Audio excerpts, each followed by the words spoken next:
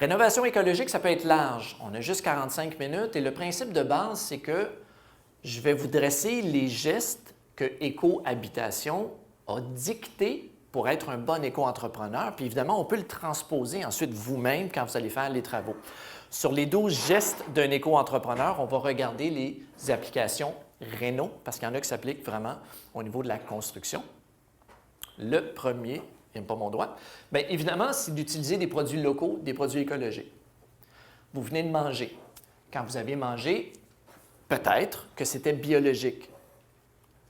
Le kiwi qui est biologique, est-ce qu'il vient d'ici? On sait que non.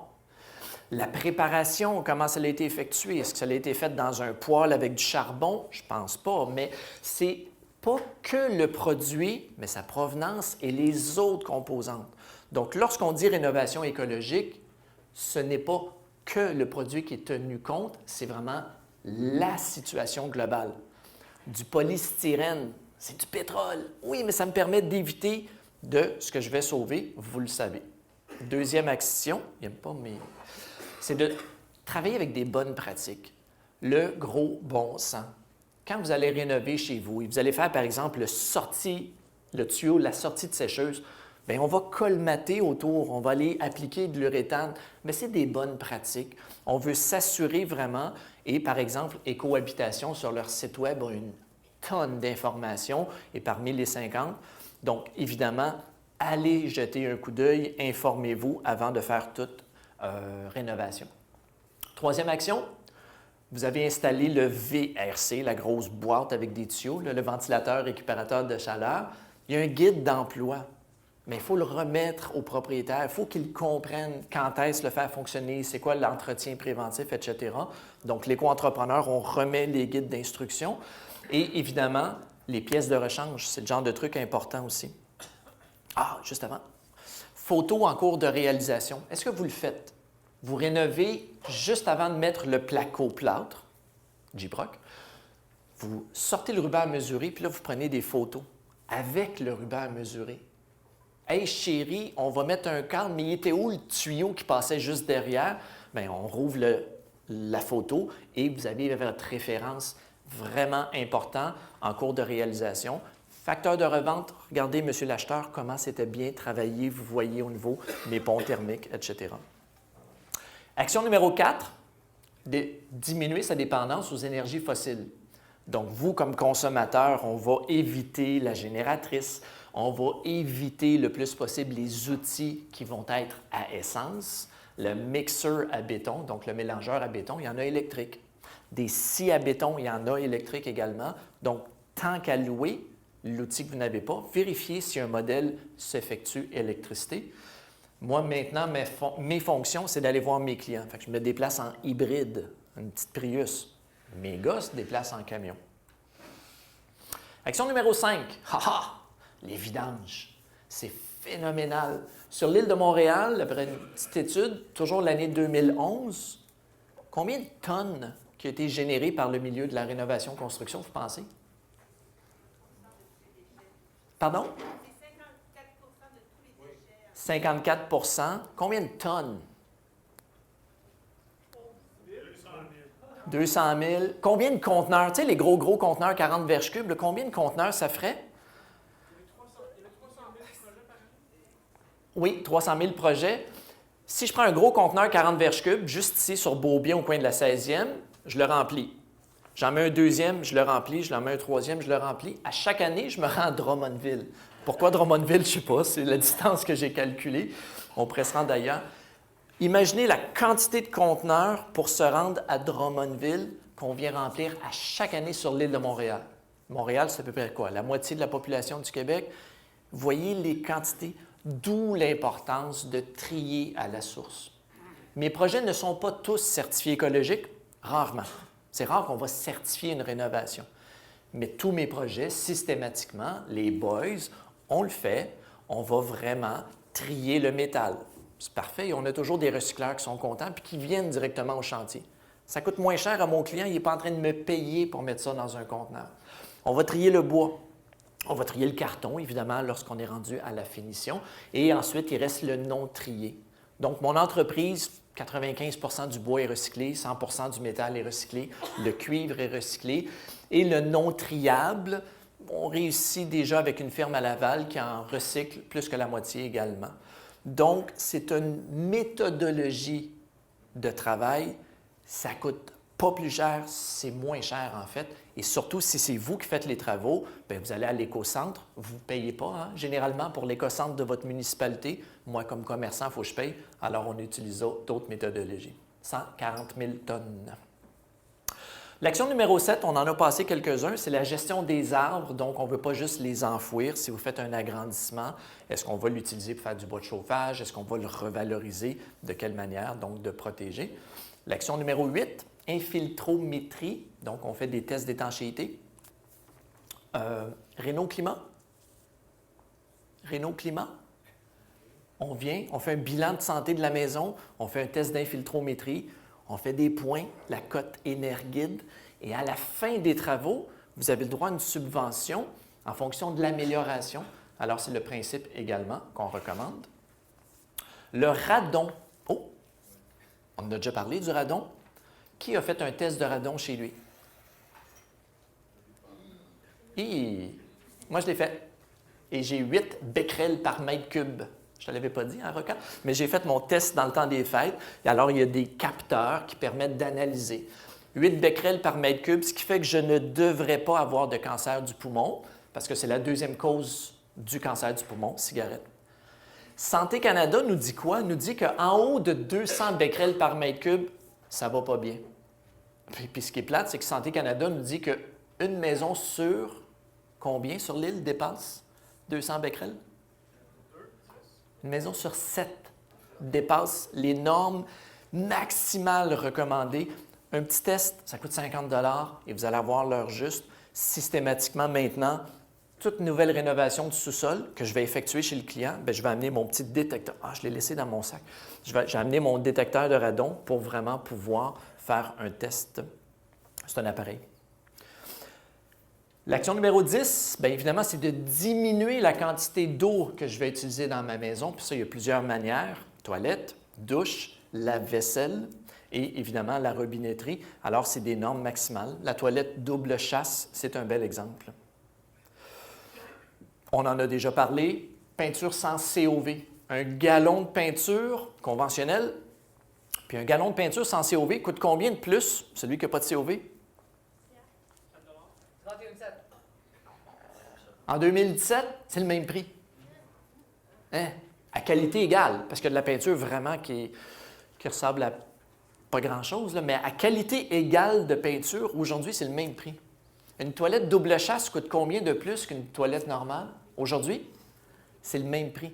Les robinetteries certifiées WaterSense, qui est une norme, aujourd'hui, c'est le même prix. En 2005, il fallait que je les cherche. Il y avait Benjamin Moore qui avait commencé à créer sa EcoSpec, mais aujourd'hui, il y a zéro raison.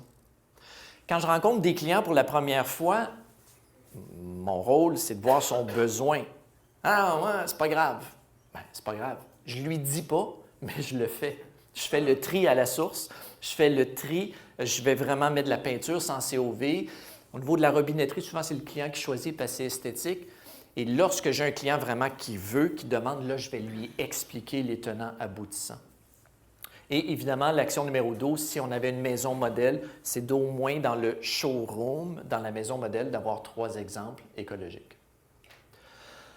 On se dit toujours, bah, vous le savez, avec Benoît, on en a parlé, ça coûte combien de plus de faire écologique? Et ça, c'est important de le démystifier parce que cette perception-là, on me la pose à tous les jours. Oui, mais combien de plus? Le gallon de peinture, combien de plus? Il n'y en a pas. Trier les vidanges, combien de plus? Il n'y en a pas. D'avoir prévu, d'anticiper puis de travailler sur du long terme, ça ne me coûte pas plus cher. Et c'est ça qui est mon rôle lorsque je rencontre un client, c'est de démystifier que concrètement, ça ne me coûtera pas plus cher. Hey!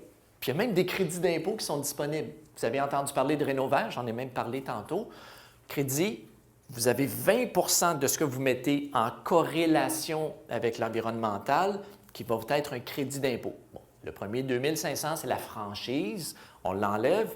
Et si vous faites 52 500, on enlève 2500. 50 000 portées fenêtres, isolation, étanchéité, récupérateur de chaleur, toiture blanche, panneaux solaires. Panneaux solaires, on est rendu dans le luxe écologique. Hein? Ce n'est pas dans la prémisse de base. Du propriétaire occupant, bien, tout ça vous donne droit à 20 de crédit d'impôt. Vous avez le droit à 10 000 de crédit d'impôt cette année si vous signez un contrat. L'objectif, stimuler l'emploi. Revenu Québec et WISE. Donc, les travaux, dans le cas de Rénovert, doivent être effectués, signés avant le 1er avril 2017, réalisés dans le prochain 6 mois subséquents, et être effectués par un entrepreneur détenant une licence RBQ. Réno Climat, chauffe et vert, efficacité énergétique.gouv.qc.ca. C'est là qu'ils vont vous donner vraiment des montants. Chauffe et vert, on transfère du vieux mazout. On transfère un vieux chauffe-eau au mazout. C'est rare, hein, des chauffe-eau à l'huile au Québec, mais il y en a quand même un petit peu. Et on les convertit électriques. Vous allez avoir droit à des crédits d'impôt également. Certaines municipalités, je pense à Victoriaville, Verchères, et là je m'enfarge, ils ont vraiment des incitatifs à ce niveau-là.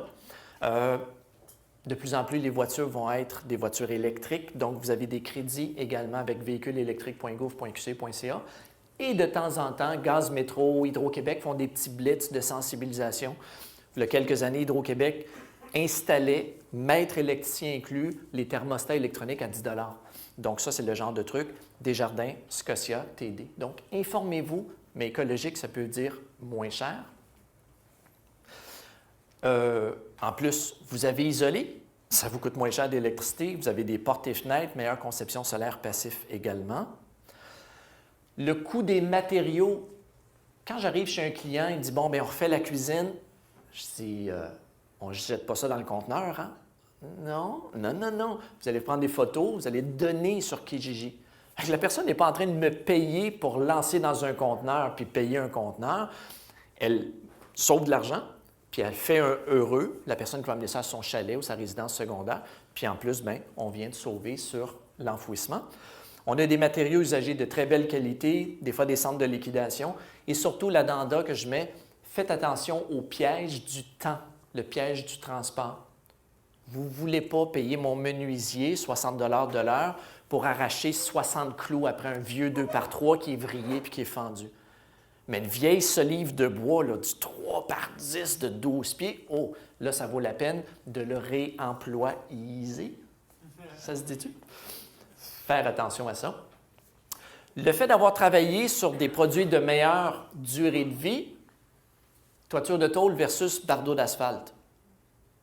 Hey, la main-d'œuvre, tantôt, là, dans 15 ans que je n'aurai pas besoin de payer, les matériaux que je n'aurai pas besoin de payer et surtout les journées de travail que je n'aurai pas besoin de manquer pour aller refaire une demande de permis à la municipalité, c'est des situations qui vont vous permettre d'économiser.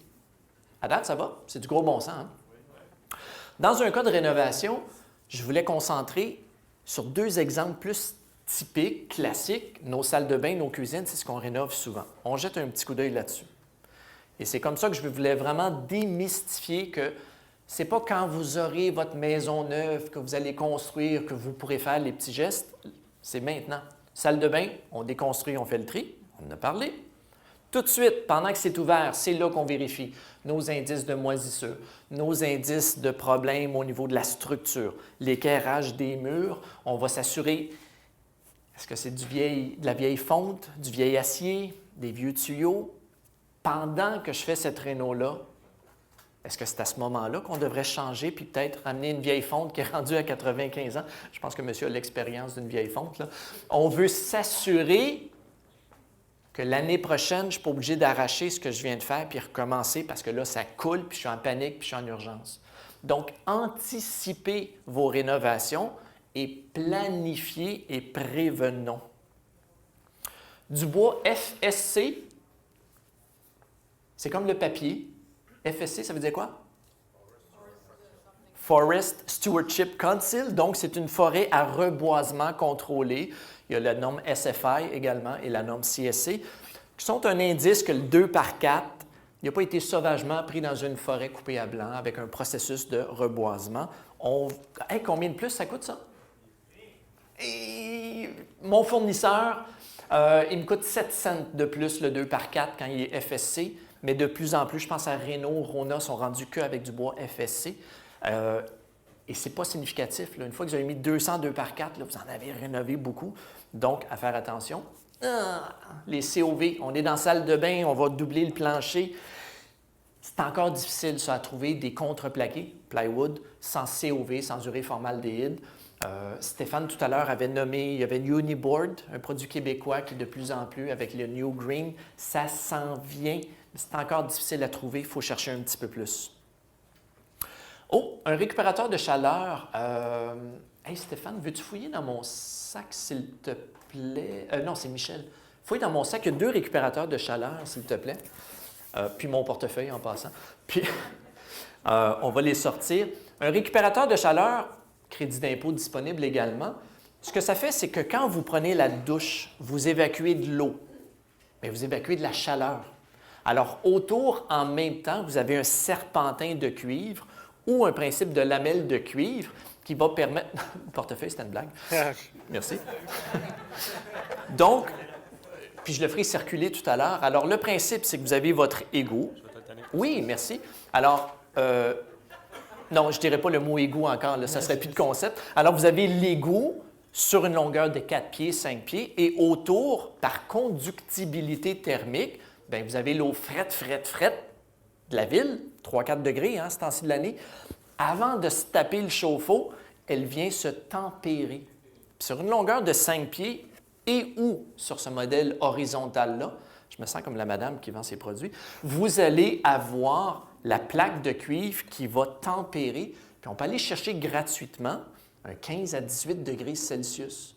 Alors, des récupérateurs de chaleur, la bête va me coûter environ 600 $ à acheter. Le temps de main-d'œuvre, le crédit d'impôt, vous pouvez le faire vous-même également. Donc, c'est des petits outils qui peuvent être intéressants. Merci, Francis. À savoir que ça existe. Ce qui est un peu paradoxal, c'est pas quand je rénove ma salle de bain que je vais utiliser le récupérateur de chaleur, c'est quand je rénove le sous-sol. Parce que c'est quand le sous-sol est disponible et ouvert. Et entre le modèle horizontal et le modèle vertical, c'est selon l'espace de travail que j'ai. Donc, chez moi, par exemple, j'ai mis le modèle blanc, qui est le Éco-Drain. J'ai mis une longueur de 10 pieds. Et on fait même du monitoring, puis le système a lâché. Fait que l'année prochaine, je pourrais même vous dire combien vraiment la température à l'entrée et à la sortie. Je suis monitoré à l'Université McGill. Quand vous allez rénover votre salle de bain, ventilateur. Qualité de l'air, on le sait, c'est important. Ça nous prend un ventilateur qui extrait l'air dehors. Puis le petit truc, si vous avez des ados, minuterie. Les ados ne ferment pas les lumières, on s'entend? Mais ils ne fermeront pas le ventilateur et ça roule tout le temps. Donc, la minuterie, ça vous permet vraiment de... On pèse sur le bouton et le surplus d'humidité est évacué. Chauffe-eau solaire, très rare encore au Québec. Est-ce qu'on va travailler avec des planchers de béton ou de la céramique recyclée? Encore difficile à trouver. Colle sans COV, MAPI, qui est une marque qui travaille vraiment bien. Éviter les bases en acrylique, préconiser une base en céramique. Ça va vous coûter beaucoup plus cher. Le look va être là et la durabilité. Panneau de béton ou panneau de Dance Shield au pourtour de la douche. Jamais du J-Proc autour d'une douche ou d'un bain. Si vous posez la céramique, faites-la protubérer, c'est bien dit ça, dépasser de 4 pouces. Comme ça, quand le rideau est mal fermé, les fameux adolescents, bien, au moins, ça va protéger votre J-Proc. On a de la durée de vie. Un splash guard qui pourrait aider. Poser un dosseret. On va travailler avec une toilette double chasse ou à faible débit. Et évidemment, vous pouvez avoir vraiment quelque chose qui est très chaleureux, qui est très sympathique avec du mobilier recyclé. On prend un vieux meuble, on vient l'adapter. La photo du centre, c'est dans mon bureau. Une vieille solive qu'on a recyclée, dont on a utilisé pour faire le comptoir. Et ça ne coûte pas plus cher. Plus de main-d'œuvre par contre, mais ça vaut la peine. Faible débit. Et ensuite, évidemment, les fenêtres, on en a parlé amplement. Le DEL, peinture colle sans COV. Et ça, c'est l'exemple, c'est ma petite salle d'eau dans mon bureau. On est 8 dans le bureau, donc le dîner, on a le compost. Les mouchoirs, c'est le compost. Donc, pourquoi pas nos restants de table puis tout ça, ça vaut la peine, même dans une salle de bain, de faire le compost. Il me reste quelques petites minutes. Cuisine écologique, même principe. Le compost. Personnellement, chez moi, le compost il est juste à droite de l'évier. Tu cuisines, vroom, vraiment merveilleux, c'est vraiment efficace. Le type de bois, vous voulez du long terme, quelque chose qui va vraiment durer. Caissons et portes d'armoire, faible COV, c'est encore difficile à trouver. Ça, c'est vraiment, je suis sûr que la plupart des gros fabricants, les cuisines préfabriquées, je pense à IKEA, fais attention, il y a quand même des COV, ou sinon, ça va être vraiment plus des ébénistes ou des firmes très spécialisées. Il y en a 2, 3 dans le coin de Montréal qui vont le faire. Mais dès qu'il dit cuisine sur mesure, le coût vraiment vient exploser. Une petite parenthèse, chez moi, j'ai pris des caissons préfabriqués. Faible émission, mais quand même un peu. Mais les portes ne sont pas faites encore. Je vais les faire éventuellement. Puis c'est des vieilles caisses. J'aurais pu prendre une photo. Des vieilles caisses de beurre, là, genre des années 30, années 40, là, des caisses en bois, puis que je vais ouvrir, puis je vais faire vraiment quelque chose, un patchwork, là, qui va être assez sympathique. Le comptoir, on veut de la longévité. Le stratifié est vraiment à faire attention. Béton, bois huilé, ça a besoin d'entretien. Comptoir de céramique qui peut être très sympathique, ou sinon les quartz, les pierres naturelles. Réfrigérateur et le lave-vaisselle Énergie Star. Lave-vaisselle, c'est ça. Et pour terminer, on planifie. Moi, ce que je dis toujours, visez pas la maison de rêve. Visez la première maison, puis si vous êtes rendu à la deuxième, ce sera la deuxième, puis la troisième, donc une marche à la fois. Listez vos besoins, désirs, facteurs de revente. Frédéric, mon mur d'escalade chez moi, est-ce que c'est dans les besoins ou c'est dans les désirs? C'est dans les fun. C'est le fun, par contre. Ça ne veut pas dire que ça doit être drabe parce que c'est écologique. Je me suis vraiment fait un mur d'escalade de 40 pieds chez moi dans mon triplex. C'est cool. C'est inutile, mais c'est cool. Facteur de revente, on ne sait pas. C'est pas grave. Créer des phases anticipées. La pire chose que j'ai, c'est de défaire le mur de J-Proc parce que, il y a 2 ans, je n'avais pas prévu de me racheter juste un tuyau passe-fil pour la future thermopompe, le futur système de cinéma maison, etc. Donc, anticiper. Tenez-vous un registre. Calculez. Soyez vraiment... Puis ce qui est plate, c'est qu'on le fait pour nos voitures. Hein? On fait le changement d'huile aux 6000 km, on se tient le registre, puis le mécano le fait pour nous. Elle ne vaut plus rien, votre voiture, dans 15 ans, alors que vous avez une maison de 2, 3, 400, 500 000 qui, elle, vous allez laisser détériorer. C'est quand la dernière fois que vous êtes allé sur votre toit, nettoyer vos gouttières, vérifier l'étanchéité et évidemment, apprécier, savourer votre maison, regardez-la, votre maison. C'est vraiment important de pouvoir le faire une fois, bien le faire et l'apprécier.